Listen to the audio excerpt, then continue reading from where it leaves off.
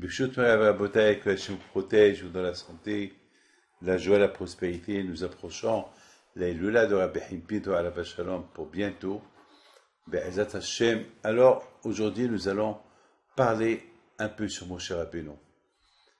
Vous savez que mon père, Alav Shalom, il s'appelait Rabbi Moshe Aaron Pinto, comme Moshe Aaron. Et Moshe Rabbeinu, Alav Shalom, il est resté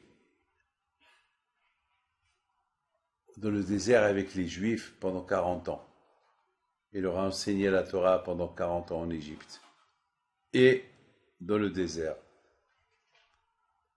Et Moshe Rabbeinu, Alav Shalom, il voulait absolument rentrer en Israël. Et Akadosh Baruch Hu, il n'a pas voulu qu'il rentre en Israël. Mon père, vers l'âge de 50 ans, il a décidé de faire sa aliyah en Israël. Et je me rappelle combien lui aussi il a prié pour rentrer pour aller en Israël du Maroc. Et un jour, il a décidé de faire ce voyage. Et lorsqu'il est arrivé en Israël, il a prié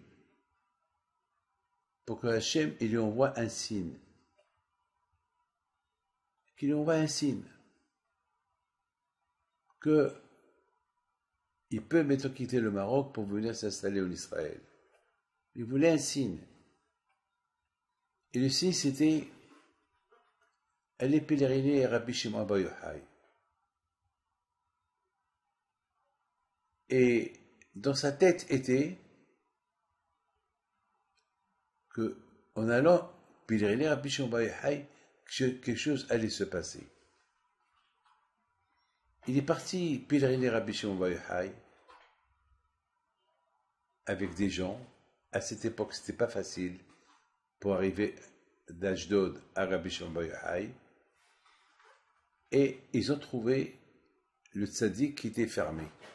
À cette époque, il fermait la grotte où il est enterré Rabbi Shimon Bar Yochai. Mon père avait de la peine. Il est retourné au Maroc. Pour lui, il fallait pas qu'il parte tout de suite. Et mon père, c'est quelqu'un qui avait beaucoup l'émouna au Mashiach. Toute sa vie, c'était Mashiach. Une fois, j'ai vu mon père en train de répéter un passouk. Manavu aleharim ragli bebaser, mebaser tov. Et répéter ce passouk. C'est que, avant que Mashiach va venir, il y a un avis, il va aller sur les montagnes de Jérusalem, les montagnes d'Israël, il va crier, Mashiach, il va venir. Mebaser tov. Tout le temps, mon père, Alav Shalom, pendant un moment donné, il répétait ce passouk qu'il a répété. Une fois, il m'appelle. Il me dit, David, j'ai un grand hidouche, le bon Dieu m'a dévoilé quelque chose. Je veux que tu me l'écris. Alors, je me suis assis à côté de lui, et je voulais savoir qu'est-ce que mon père voulait me dire. Il me dit, Manavo Aleharim, quelles sont jolies les annonces que Navi va faire sur les montagnes d'Israël. Il va annoncer la délivrance. Il me répétait. Je dis, papa, mais tu es en train de me répéter un verset de la Torah. Mais quoi, mais ça, tout le monde le connaît. Alors mon père, il me regarde. Mais t'as rien compris. Je dis, papa, c'est comme si tu me dis, est-ce que tu as bien mangé? Et je t'ai répondu oui. Encore tu me réponds. Encore tu me reposes la question. Est-ce que tu as bien mangé? Et je vais te répondre oui. Et après, quand tu vas me reposer la question, est-ce que tu as bien mangé? Papa, à chaque fois, tu me dis que ça va être beau lorsque Elionavi va venir nous annoncer sur les montagnes de Jérusalem, les montagnes d'Israël, que Mashiach va venir. Papa, tu es en train de me répéter le même passouk. Tu n'es pas en train de me dire quelque chose de nouveau, quelque chose que je comprends pas. Il me dit, mon père, t'as rien compris? Je dis, papa, non, j'ai rien compris. Non, je sais pas, qu'est-ce que tu veux dire? Il me dit, alors si tu n'as rien compris, c'est que tu n'as pas. Quoi, t'as pas compris? Papa, non, j'ai pas. Comment j'ai pas compris? Papa, tu es en train de me dire, Manavo Aleharim, Raglim et Basser, que c'est beau, lorsque Lionavi va venir, il va nous annoncer la venue de Mashiach sur les montagnes. Tu me répètes cette phrase, je comprends pas. Il me dit, mais tu le sens pas? Tu sens pas qu'il va venir? David, réveille-toi. Tu vois pas Mashiach arriver? J'ai rien compris. Mon père, Alav Shalom, l'aïmouna qu'il avait lorsqu'il lisait un verset de la Torah,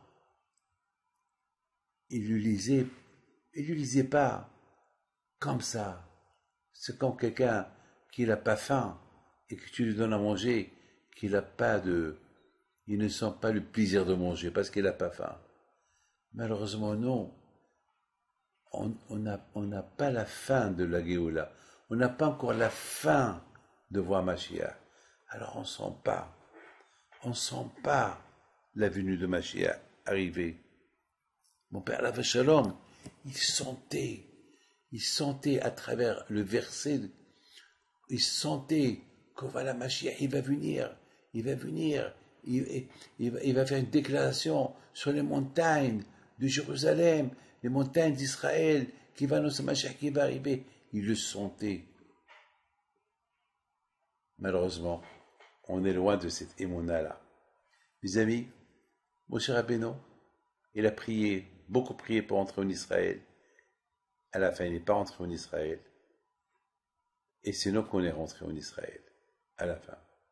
Mon père, Alav Shalom, il a tout fait pour entrer en Israël. Et lorsque il a bien compris, avec une grande émona, que on vit l'époque de Mashiach, Akadosh Baruch Hu, il lui a donné cette récompense-là. Bien sûr que sinon on rentre en Israël, c'est parce que Moshe Rabbeinu, il s'est privé de rentrer en Israël. C'est grâce à Moshe Rabbeinu que nous aujourd'hui on peut rentrer en Israël. Et si Mashiach va venir, ça va être grâce à Moshe Rabbeinu.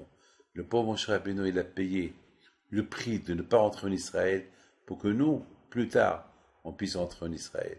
Que le bon Dieu vous protège et vous donne la santé. Amen.